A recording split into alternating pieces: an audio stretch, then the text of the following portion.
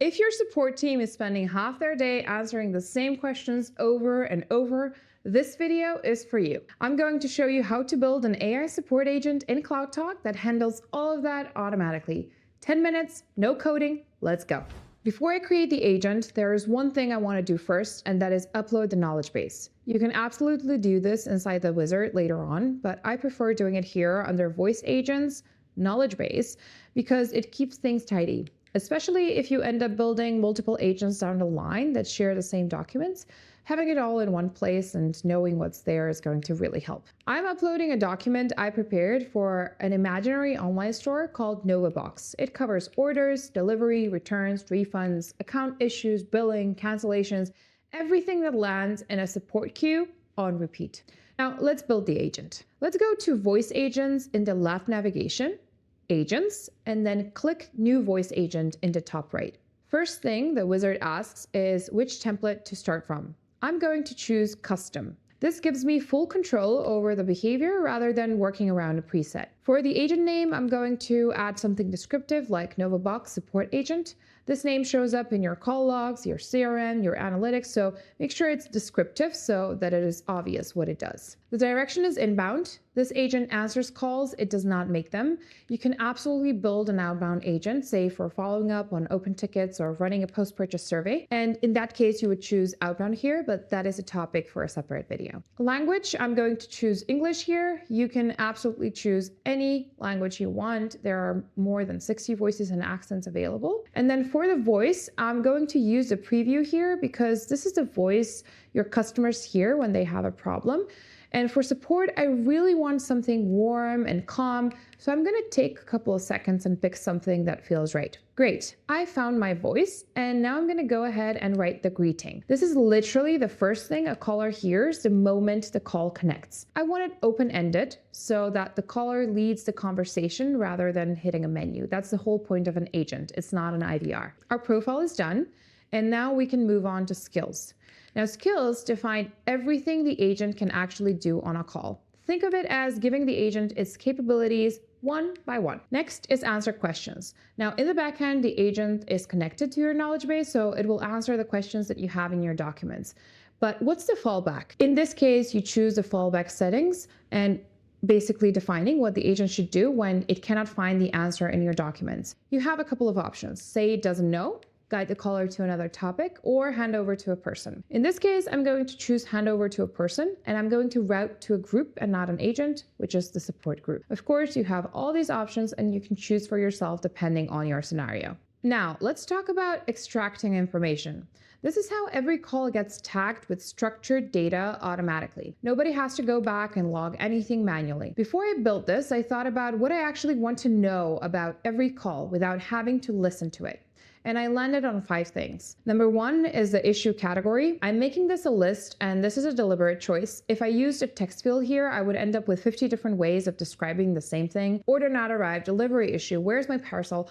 All meaning the same thing, but completely inconsistent. A list forces clean, consistent categories I can actually filter on later. So I suggest you pick a list whenever you need that sort of categorization. The categories I decided on are order status, delivery, return, refund, account or login, payment, cancellation, other. Think about your own business and what buckets actually make sense for you. Number 2 is the issue summary. This one is text because I want a free description, 1 to 2 sentences on what the caller actually said. This becomes a handoff note if the call escalates, and also the record in the CRM afterwards. Number 3 is resolution status.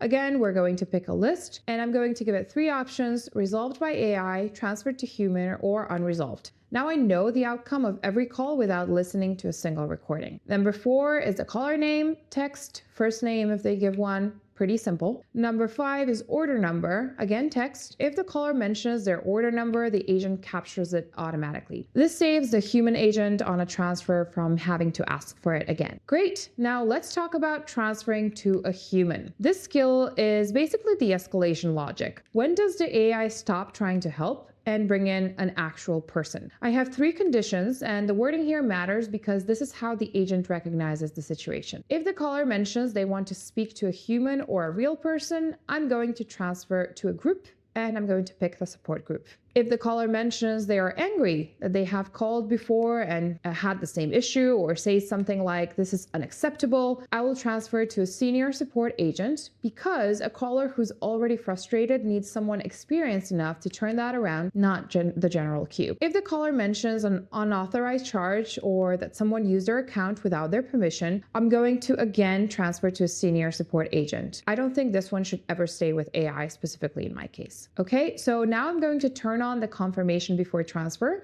This means the caller hears they're being moved before it happens. And now let's set up the context card. And this is what the human agent sees on their screen before they even pick up the transferred calls. Instead of answering blind, they already know who's calling, why they're calling. So I'm enabling caller name and AI summary and adding 3 custom fields. You could add more here, but these 3 are the ones that matter most to me in my specific scenario. Last skill that I'm going to set up is take a message. And this is a safety net. When there's no agent available or the caller cannot wait, the agent takes the message and confirms it. And I'm going to keep it super simple here.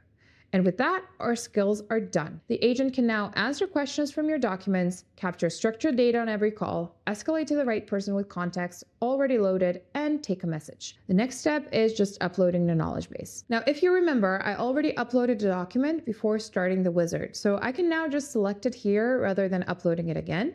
Click Add Files, find a NovaBox document, select it. If you have multiple documents, you can absolutely add them here. More content just means better answers as long as it's relevant and up to date. Now let's move on to the last step, which is scenarios. These are a little bit different from skills, and the distinction matters. While skills are standing capabilities that run on every call, scenarios are for specific situations that need a scripted response, a specific action, or both. These are the things that skills alone cannot handle. And I'm adding 2. First one is for an abusive or aggressive caller. The reason I'm adding this as scenario rather than transfer to a human rule is because I want the agent to hang up and send an SMS with our support form. I don't want them to transfer an abusive caller directly to a human. Second one is for when a caller asks the agent to do something it has no business doing, like issue a refund, make a commitment, promise something. The agent cannot do those things as I haven't programmed it to do them, and I do not want it trying to handle it in an open-ended way.